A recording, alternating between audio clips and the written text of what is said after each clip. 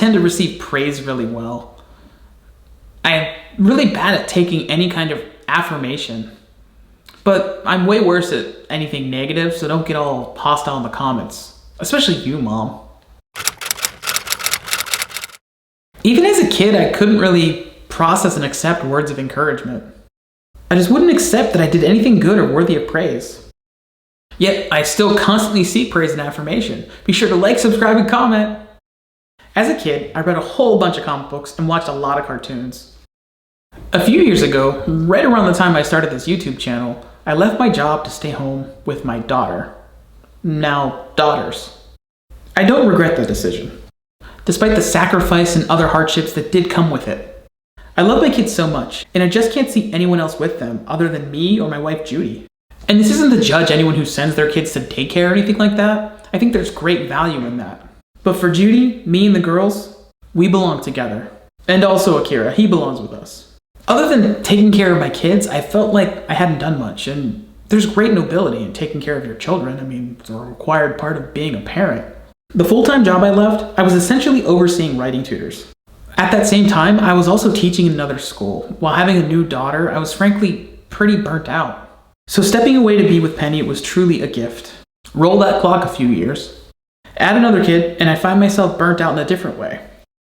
Several months ago, Judy and I got a rare break from the kids and went out to see a movie, specifically Doctor Strange in the Multiverse of Madness. And it's certainly not a perfect movie, but it was a thoroughly enjoyable one. One thing that stands out for me is the appearance of Professor X, which was already teased, or perhaps I should say spoiled, in the trailer. But it got me excited to go see it, so I have to admit it worked. However, the part that is a spoiler is that Professor X isn't the Professor X of the X-Men movies, but the Professor X of the animated series. I think. I mean, they play the theme song for crying out loud.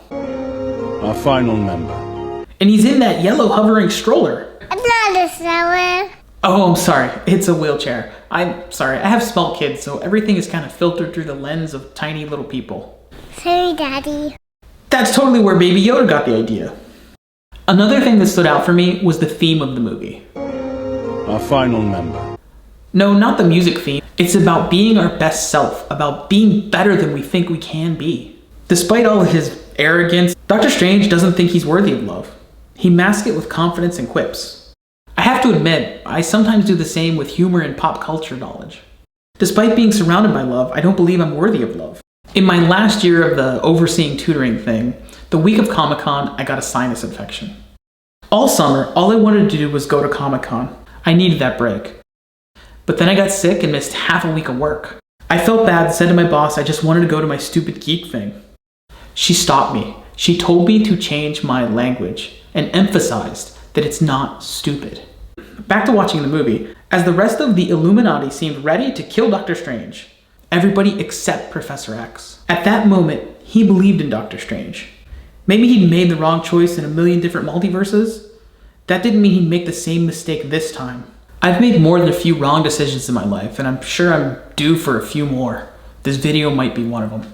But sometimes, you need someone else to believe in you in order to believe in yourself. Just because someone stumbles and loses their way doesn't mean they're lost forever. That day in May, when I stopped by to visit my old boss, my Professor X, with Prim clinging to me, we caught up and it came up that there was a teaching position she needed to fill for the fall. And now here we are several months later. It's the fall and I'm back to teaching.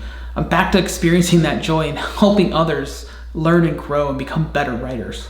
Watching Multiverse of Madness, I heard Professor Charles Xavier, the very version I grew up watching, more or less the version I grew up watching. Not telling Doctor Strange he believed in him, but telling me that he believed in me. We will see what kind of Doctor Strange you are. And hopefully, thanks to people letting me know they believe in me, I can believe in myself. This geek stuff isn't stupid. It isn't childish. You and I, we don't need to grow up. At least not in regard to this. We need to look back and learn how those things have impacted our lives. To examine the lessons we learned about ourselves thanks to those great works of fiction. And we need to do what we can to make sure the people around us believe in themselves. Thanks for watching this. This was for me, and hopefully maybe for some of you.